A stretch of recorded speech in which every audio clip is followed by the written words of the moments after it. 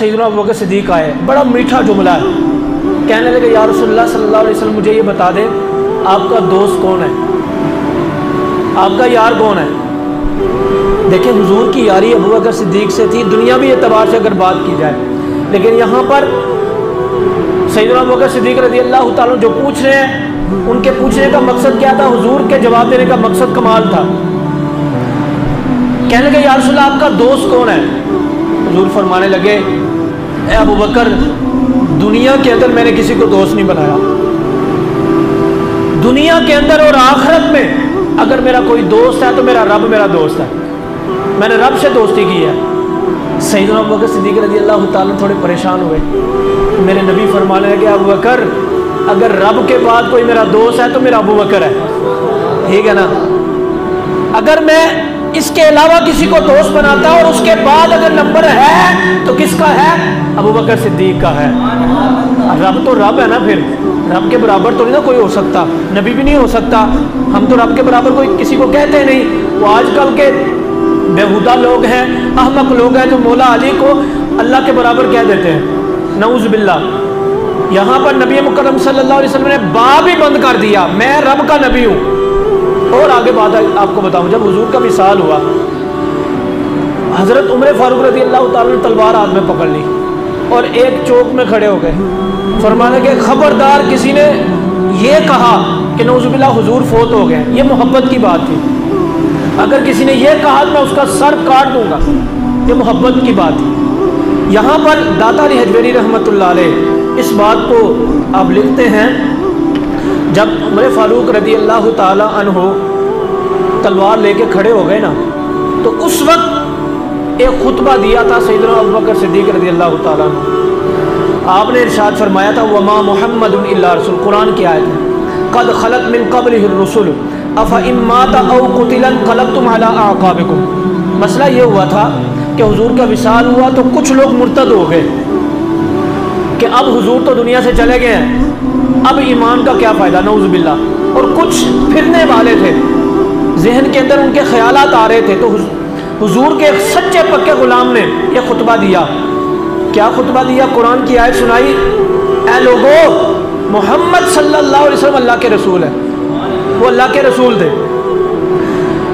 قد خلت من قبلہ الرسل افإن مات او قتل انقلبتم علی اعقابکم، تم سے پہلے لوگ بھی آئے تھے کہ اگر ان کا نبی فوت ہو جاتا، ظاہری وصال ہو جاتا کسی نبی کا، یا نبی کو شہید کر دیا جاتا، پھر اس امت کے لوگ الٹے پاؤں پھر جاتے تھے، یعنی مرتد ہو جاتے تھے۔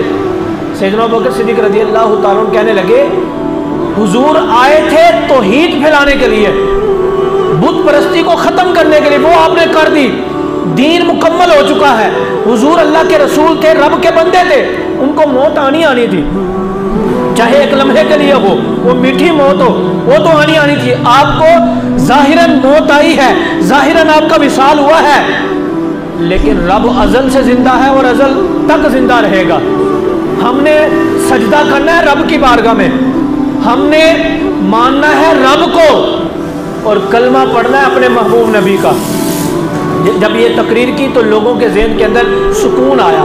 تو یہاں پر داتا علی حجویری رحمۃ اللہ علیہ کہتے ہیں سیدنا ابوبکر صدیق کے اندر دو صفتیں پائی جاتی تھی، فرمایا یہ دو صفتیں کم ہی لوگ ہوتے ہیں جن کے اندر پائی جاتی ہیں۔ نمبر ایک، ان کا جو دل تھا نا غیر کی محبت سے بالکل خالی تھا، غیر بس اللہ کے رسول کی محبت تھی، اس کے علاوہ کسی کا پیار نہیں تھا، کسی کی محبت نہیں تھی، اور اسی لیے ہر معاملے کے اندر سیدنا ابوبکر صدیق رضی اللہ تعالیٰ عنہ اگر مقدم رکھتے تھے تو حضور کی ذات کو۔ پھر فرمانے لگے دوسری صفت کہ ان کے دل کے اندر دنیا کی جو دولت ہے نا اس کی بھی محبت نہیں تھی۔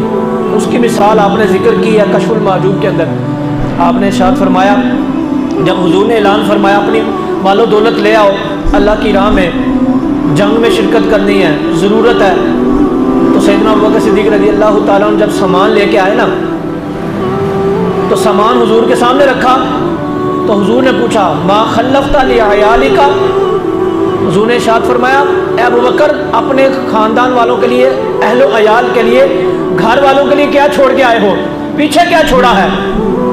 تو انہوں نے کمال کا جملہ ارشاد فرمایا، آج کل بینکوں کے اندر ہم پیسہ سنبھال کے رکھتے ہیں، جب مسجد کے اندر مدرسے کے اندر دینے کی باری آتی ہے تو مٹھی بند ہوتی ہے ہماری، اور دین کے راستے پر اگر مال و دولت خرچ کرنے کی باری آتی ہے اس وقت بھی پریشان ہو جاتے ہیں، کنجوس ہوتے ہیں۔ دنیا کا معاملہ آتا ہے کھلے دل سے پیسے خرچ کرتے ہیں، قرضہ لینا پڑے، شادی اچھی ہونی چاہیے، سالگرہ اچھی ہونی چاہیے، لوگوں کو پتہ چلے کہ ہمارے بچے کی سالگرہ ہوئی ہے، ہمارے بیٹے کی شادی ہوئی، ہماری بیٹی کی شادی ہوئی ہے۔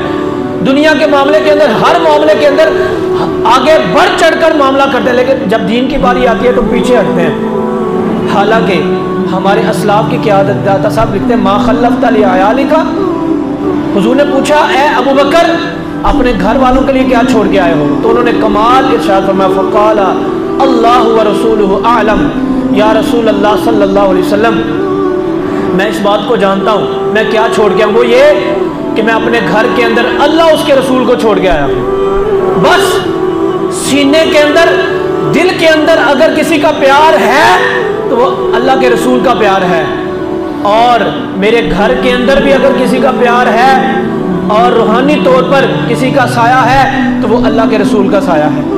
یہاں پر پتہ یہ چلا کہ ہمارے اسلاف کے اندر جو عادتیں تھیں وہ کمال عادتیں تھیں۔